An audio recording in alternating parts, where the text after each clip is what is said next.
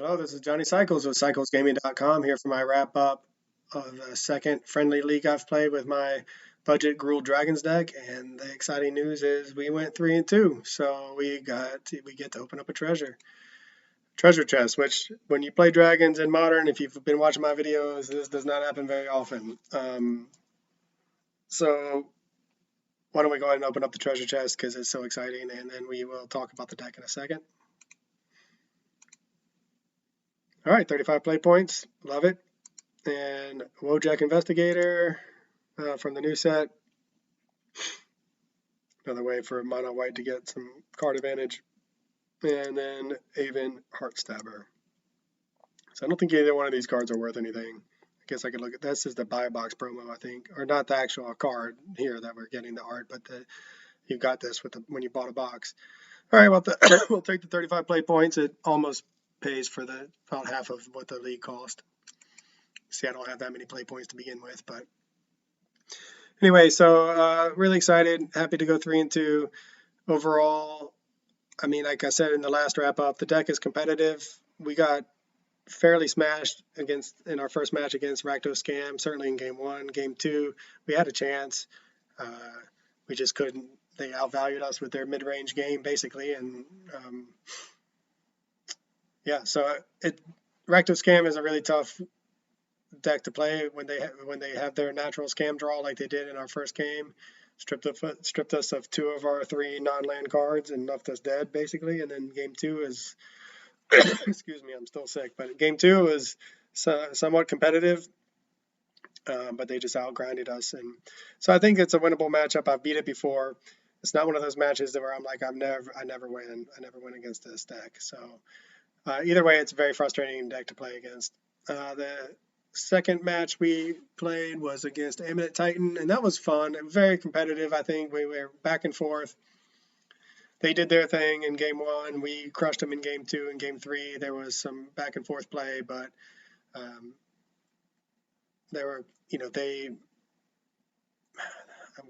if I remember correctly, the Mycosynth Gardens they played, and we had a Field of Ruin, and so we took the line of, instead of executing our ramp game plan, we just held up the Field of Ruin to prevent them from getting a second Amulet of Vigor.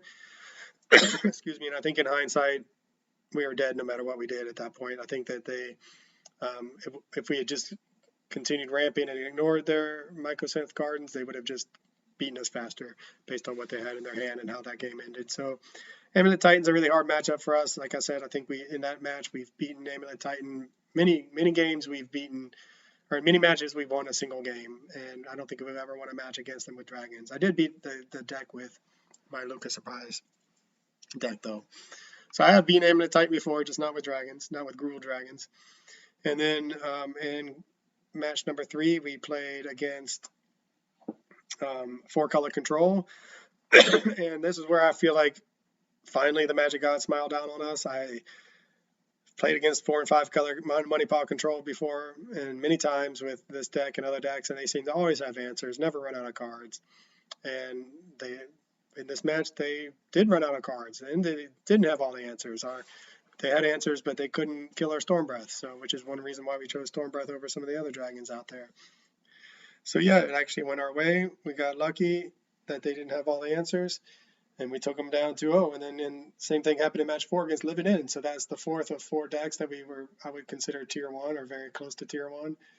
And Living In, they did their thing in game 1, and Living In did us out of it. Game 2, we stuck a Tormod's Crypt after they filled their graveyard right before they were going to go off, and they scooped. In game 3, a little bit of back and forth, but the first time in my life, Living In Cascade player didn't have a Cascade spell on turn 3.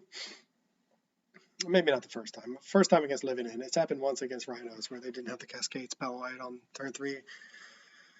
Maybe it happens. Anyway, and they just didn't ever draw the Cascade spell, and we were able to get there fast enough with our dragons and questing beasts. So the deck in those games really just performed the way it was supposed to, put the pressure on our opponent. Our opponent, if our stumbled or couldn't answer what was on board, they died, and that's what happened.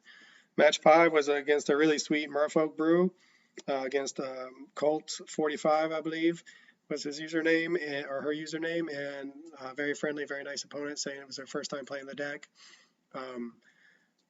we were able to disrupt their game plan with what are many ways of killing things, surprisingly, although we do have Bone Crusher Giant now. So, but with our fight spells and bone and Stomp from Bone Crusher Giant, we were able to keep the board clean and get there in game one.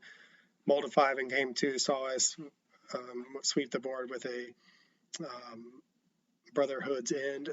Although our opponent could have countered it and missed that, it is their first time playing the deck, so it's easy to make mistakes. And honestly, it's easy to make mistakes after playing the deck 100 times. So anyway, feel fortunate to get that, certainly to get that game. Happy to get the match and put us at 3-2. So I've said it before with the last wrap up. This deck is super fun, super competitive against some of the best decks in the format, especially in this league where we saw at least 4 tier 1 decks, and we split those 50-50, right, 2 and 2 against the tier decks. So it does take some luck, but the fact is we are frequently, even in the games we lose, very competitive and in a position to win had we played differently, like with the Murktide game from match 1 of the last league, or if we just drew better.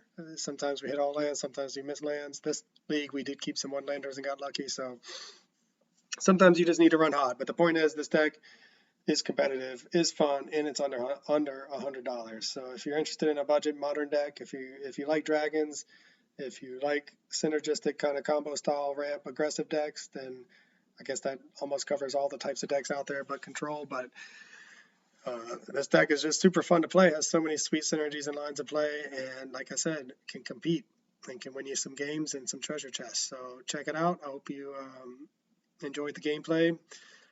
Let me know what mistakes I made, if any, that I missed myself in the video or in the comments, and let me know if you try it out. Send me an email or check out my site, cyclesgaming.com, and subscribe on YouTube. I really appreciate it. Anyway, for now, this is Johnny Cycles with cyclesgaming.com, and I'll catch you on the next one. This is Johnny Cycles with cyclesgaming.com, and this has been another edition of Dragons and Modern.